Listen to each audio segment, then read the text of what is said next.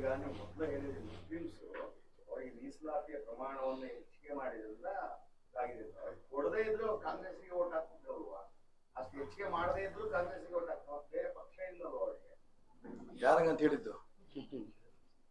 ಯಾವ ಪಕ್ಷಕ್ಕೆ ಹಾಕ್ತಿದ್ರು ಸರ್? ಇವತ್ತಿಲ್ಲ ನಾಳೆ ಇಡೀ ದೇಶದಲ್ಲಿ, ಕರ್ನಾಟಕ ಬಿಟ್ಬಿಡಿ, ಅನೇಕ ರಾಜ್ಯಗಳಲ್ಲಿ ಕಾಂಗ್ರೆಸ್ ಬಿಟ್ಟು ಕಾಂಗ್ರೆಸ್ ನಿರ್ನಾಮ ಆಗೋಗಿದೆ. ಭಾರತೀಯ ಜನತಾ ಪಾರ್ಟಿ ಮುಸಲ್ಮಾನರು ಓಟ್ ಹಾಕಿ ಇರ್ತಾನೆ. ನರೇಂದ್ರ ಮೋದಿ ಜಿಂದಾಬಾದ್ ಅಂತ ಕೂಗ್ತಾ ಇರ್ತಾನೆ, ಬಿಜೆಪಿ ಫ್ಲಾಗ್ ಇಟ್ಕೊಂಡು ಹೋಗ್ತಾ ಇರ್ತಾನೆ. ನಾನು ಅದಕ್ಕೋಸ್ಕರ ಹೇಳ್ತಿರೋದು, ಯಾರು ಯಶಸ್ಸಾಗ್ತಾರೋ, ಯಾರು ಅಧಿಕಾರಕ್ಕೆ ಬರ್ತಾರೆ ಅಂತ ಗೊತ್ತಾಗ್ತಾರೋ ಆ ಕಡೆಗೆ ದಿಕ್ಕು ತಿರುಗೋರು ಮುಸಲ್ಮಾನರು. ಉನಪ್ಪ ಅವ್ರದೇ ಹೇಳ್ತಿರೋದು ನಾನು. ಈ ನಾಳೆ ಬಿಜೆಪಿ ಅಧಿಕಾರಕ್ಕೆ ಬರದೆ ಅಂದ್ರೆ ಮುಸಲ್ಮಾನರ ಟರ್ಕ್ ಅಂತ ಈ ಕಡೆ ತಿರ್ಗದೆ, ಅವ್ರಿಗೇನು ಪ್ರಶ್ನೆ ಇಲ್ಲ. ಅಧಿಕಾರ ಎಲ್ಲಿ ಇರೋ ಕಡೆ ಹೋಗೋರು ಮುಸಲ್ಮಾನರು.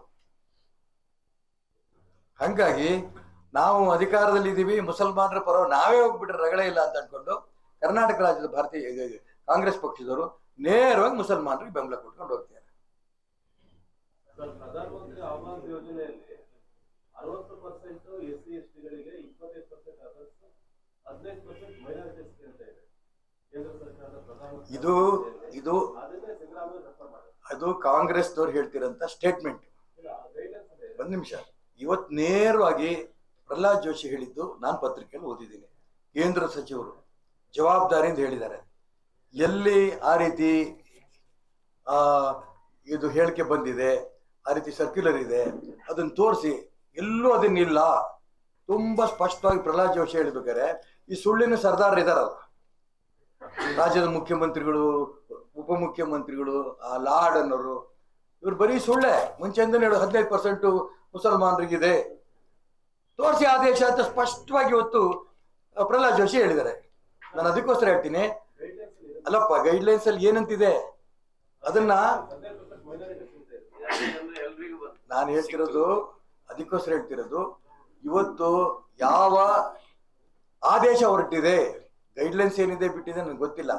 5 ಆದೇಶದಲ್ಲಿ ಬಿಲ್ಕುಲ್ ನಾವು 15% ಇಟ್ಟಿಲ್ಲ ಅಂತ ಮಾತನ್ನ ಪ್ರಹ್ಲಾದ್ ಜೋಶಿ ಅವರು ಹೇಳಿದ್ದಾರೆ. ಕೇಳಿ, ಇಲ್ಲ ಅವ್ರು ಹೇಳಿರ್ಬೇಕು, ಇಲ್ಲ ಇವ್ರು ಹೇಳಿರ್ಬೇಕು. ಹೊರಗಡೆ ಬರಲಿ ಯಾರು ಸುಳ್ಳು ಹೇಳಿದ್ದಾರೆ ಅಂತ.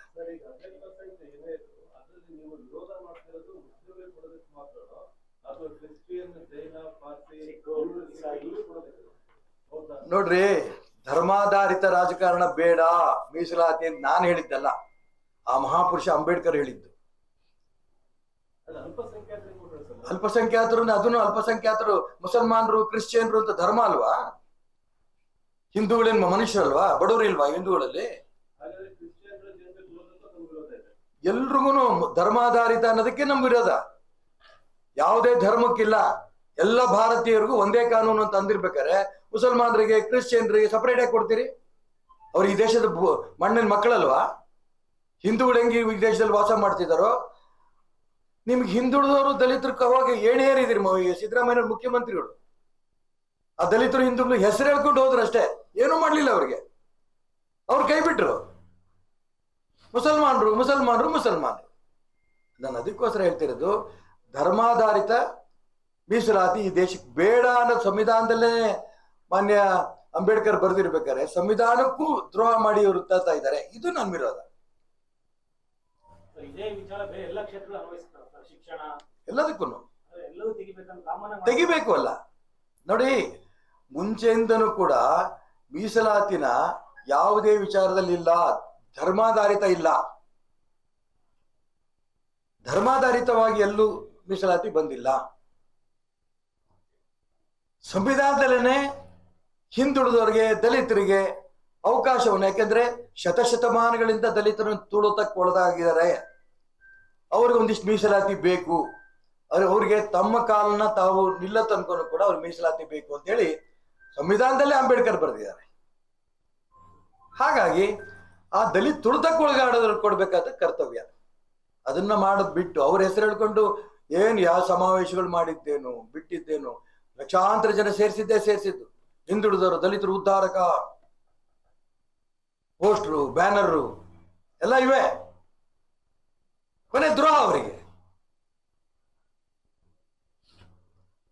ಬರ್ಲಿ, ಚುನಾವಣೆ ಬರುವಂತ ಚುನಾವಣೆಯಲ್ಲಿ ಇಡೀ ದೇಶದಲ್ಲಿ ಕಾಂಗ್ರೆಸ್ ಹೆಂಗೆ ನಿರ್ನಾಮ ಆಗಿದೆಯೋ ಕರ್ನಾಟಕ ರಾಜ್ಯದಲ್ಲೂ ಕೂಡ ಮುಸಲ್ಮಾನರನ್ನೇ ಸಂತೃಪ್ತಿ ಮಾಡಿಕೊಂಡು ಸಂವಿಧಾನ ವಿರೋಧಿ ಮಾಡಿದಂತ ಕಾಂಗ್ರೆಸ್ ಪಕ್ಷ ಕರ್ನಾಟಕ ರಾಜ್ಯದಲ್ಲೂ ಕೂಡ ನಿರ್ನಾಮ ಆಗತ್ತೆ, ಅನುಮಾನ ಬೇಡ.